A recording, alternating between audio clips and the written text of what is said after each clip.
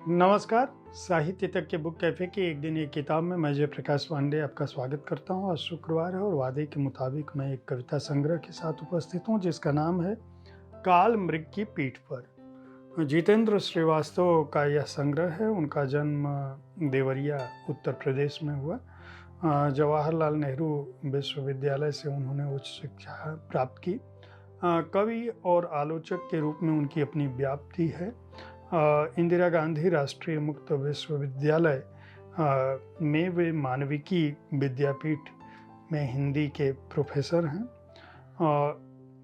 तमाम बड़े पदों पर रह चुके हैं। हिंदी के साथ साथ भोजपुरी में भी लेखन करते रहे हैं। इन दिनों हालचाल, अनभय कथा, असुंदर सुंदर, बिल्कुल तुम्हारी तरह, कायांतरण, सूरज को अंगूठा, जितनी हंसी तुम्हारे होठों पर, उजास, कवि ने कहा, बेटियां, रक्त सा लाल एक फूल, स्त्रियां कहीं भी बचा लेती हैं पुरुषों को, इतने कविता संग्रह प्रकाशित हो चुके हैं।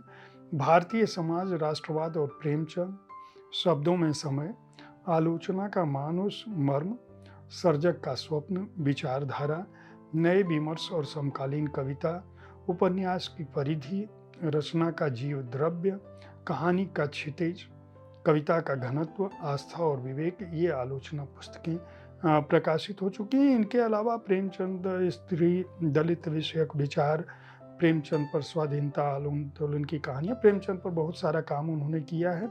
अंग्रेजी और दूसरी भारतीय भाषाओं में उनकी रचनाओं के अनुवाद भी हुए हैं। ढेर सारे पुरस्कार उनको मिल चुके हैं, जिनमें कविता के क्षेत्र में दिया जाने वाला भारत भूषण अग्रवाल पुरस्कार भी शामिल है। काल मृग की पीठ पर कविता संग्रह में किस तरह की कविताएं हैं, जितेंद्र श्रीवास्तव की जो कविताएं हैं उनका मूल स्वर किस तरह से मनुष्य मन को समझना है, उसके भावों को समझना है, अपने समय पर किस तरह से वे विचार करते हैं और उसे किस तरह से सामने लाते हैं, स्त्रियां किस तरह से उनके यहाँ महत्वपूर्ण रूप से उनकी कविताओं में आती हैं और किस तरह से मनुष्य जीवन की बारीकियों को, उसकी सघन मर्मस्पर्शी संवेदनाओं को, यहाँ तक कि सियासत का जो ताना बाना है उसको भी किस तरह से देखते हैं जितेंद्र श्रीवास्तव अपनी कविताओं में और अपने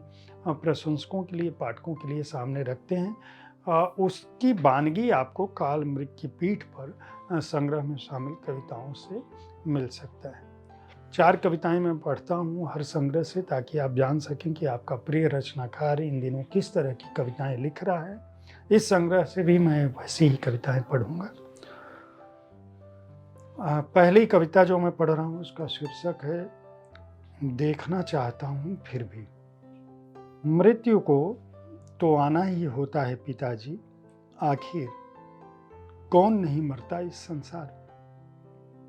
आप अकेले ऐसे व्यक्ति नहीं थे जो पिता हो और हुई हो जिसकी मृत्यु, लेकिन इस पृथ्वी पर करोड़ों पिताओं की भीड़ में आपका होना आपके इस पुत्र के लिए कितना मानीखेज था, इसे कोई और नहीं समझ सकता आपके इस पुत्र के सिवाय। आज जबकि आप नहीं हैं, सब कुछ पहले जैसा ही है। कोई फर्क नहीं आया है गुर्रा नदी में, सरयू बरहज में वैसे ही बह रही है जैसे बह रही थी आपके अंतिम संस्कार से ठीक पहले। क्षिप्रा जरूर सूख गई है उज्जैन में धीरे धीरे, बेतवा में वेग नहीं रहा पहले जैसा, वह कुछ कुछ मटमैली हो चली है अब।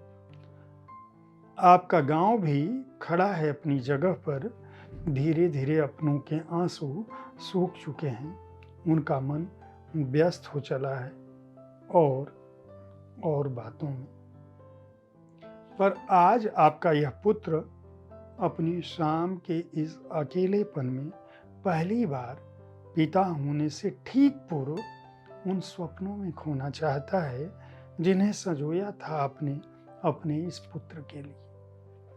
मैं जानता हूँ ऐसे सपनों में नहीं होती है दुनियादारी, जो देखे जाते हैं अनजाने अनचिन्हे लोगों के सुख के लिए, पृथ्वी की सुंदरता कुशलता के लिए, नदियों और समुद्रों के बने और बचे रहने के लिए मैं देखना चाहता हूं। फिर भी मेरे शरीर में रक्त की तरह प्रवाहित हो रहे हे मेरे पिता, मैं चाहता हूं आपके ये स्वप्न बिना वस्त्र बदले समा जाएं मेरी पुतलियों। दूसरी कविता जो मैं इस संग्रह से पढ़ रहा हूं उसका शीर्षक है कभी किसी क्षण। हवाई जहाज के बिजनेस क्लास में बैठा वह आदमी पृथ्वी की ओर देखते हुए क्या सोच रहा होगा इस समय। ऊपर से तो पृथ्वी भी दिखाई नहीं देती, ठीक ठीक अपने ही रूप में। क्या वह या कोई भी ऊपर से देख या महसूस सकता है मात्र कुछ हजार का कर्ज न चुका पाने के कारण कोई कूद गया गुर्रा नदी में, या सुन सकता है बेटियों के दुख से पथरा रही पृथ्वी का आर्तनाद। क्या ऊपर से देखने पर कुछ भी ठीक ठीक महसूस होता है नीचे के बारे में? क्या आसमान में उड़ रहा व्यक्ति उड़ते हुए पल भर के लिए भी सोचता होगा सीवर में उतरने वालों के बारे में? ऊपर तो ज्यों ही कम होता है ऑक्सीजन, अपने आप नीचे आ जाता है ऑक्सीजन मास्क और सांसों को मिल जाती है गति। ऑक्सीजन की कमी से शायद ही कोई मरता होगा जहाज में, लेकिन सीवरों में से अक्सर निकलती हैं लाशें, और उनके साथ ही चीथड़ों में लिपटी कई जिंदगियां मरहूम हो जाती हैं चीथड़ों से भी।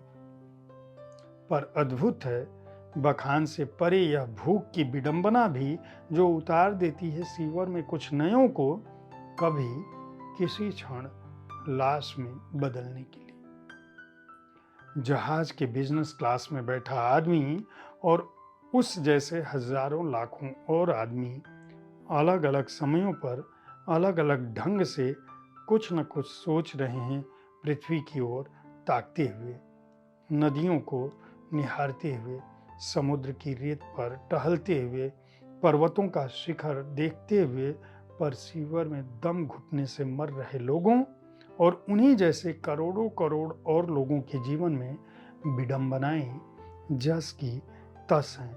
वे धीरे धीरे छेकती जा रही हैं उम्मीद के हर रंग को।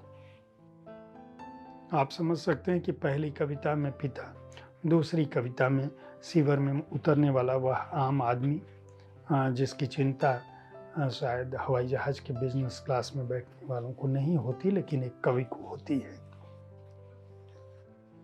तीसरी कविता बनारस एक जीवित संस्कृति है, सबसे अलहदा, यह शीर्षक है कविता का जिसको मैं पढ़ रहा हूं। मेरा बनारस वह नहीं है जो बहुत सी कविताओं में है, वह भी नहीं जिसका जिक्र किया करते हैं मित्र बातचीत में, कभी हंसते हुए कभी भावुक होते हुए। तब लगता था जैसे कोई फक्कड़ फकीर है बनारस, जहां रात कभी हो नहीं पाती रात जैसी, और उसकी सुबह का कहना क्या, कवियों के स्वप्न में भी नहीं उससे अधिक चित्त मोहिनी कहीं और की कोई सुबह। मेरी स्मृति में और भी कई बनारस हैं।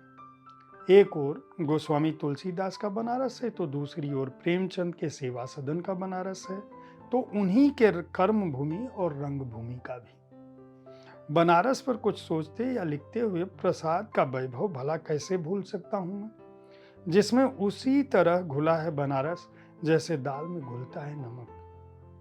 जब स्मृत से होकर पुतलियों में आता है बनारस, मेरी चेतना में उतर आते हैं पंडित राज जगन्नाथ। उनकी कविता के साथ ही उनका प्रेम गंगा की तरह प्रवाहित हो उठता है मेरी धमनियों में। यह कैसे हो कि याद आए बनारस और न याद आए मंदिरों की घंटियां और हर हर महादेव की स्वर लहरियां, और भंग की तरंगों में सिद्धावस्था का संधान करते कुछ अवगढ़ और कुछ ज्ञानी, और विकल हो चुकी दुनिया में शांति खोजते फिरंगी युवा, और जीवन की नश्वरता का साक्षात बोध कराती जलते शवों की गंध। बनारस एक असाध्य प्रमेय है, वह जितना अतीत में है उतना ही वर्तमान में, और इन दोनों से कहीं अधिक भविष्य में। वह एक शहर मात्र नहीं है, दुनिया के बहुत सारे चमकदार शहरों की तरह वह एक जीवित संस्कृति है, सबसे अलहदा। बनारस की स्मृतियों से भरा है, दुनिया भर की महान भाषाओं का साहित्य, लेकिन अब भी बहुत कुछ बाकी है लिखा जाना। बहुत कुछ लिखा जाकर भी हर बार छूट जाता है कुछ न कुछ। पर सच तो यह है कि लिखा जाए तो आखिर कैसे, पर सच तो यह भी है कि लिखा जाए तो आखिर कैसे बनारस को पूरा का पूरा, जबकि है गिरा अनयन और नयन बिन बानी। क्या बात है जितेंद्र जी, बनारस को आपने जीवंत कर दिया।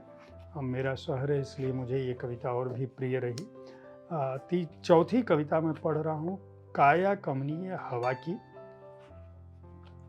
इसका शीर्षक है, हर दुख बीतता है जैसे बीत जाती है कोई कठिन ऋतु, जैसे एक दिन उतर जाता है ज्वर फिर सामान्य करते हुए देह को। धीरे धीरे चली जाती है देह में भर आई खरखराहट, कहीं उभरती है किसी अदेखे छोर से एक मुस्कुराहट। मध्यम पड़ जाता है दर्द का नगाड़ा, गुनगुना उठता है मन का हारमोनियम, उस अलस भोर में अब तक न गाया गया कोई राग। खिड़की से धीरे धीरे आती है दबे पांव, किसी नवजात के तलुओं सी मुलायम पवित्र और उम्मीदों से भरी फूलों की खुशबू।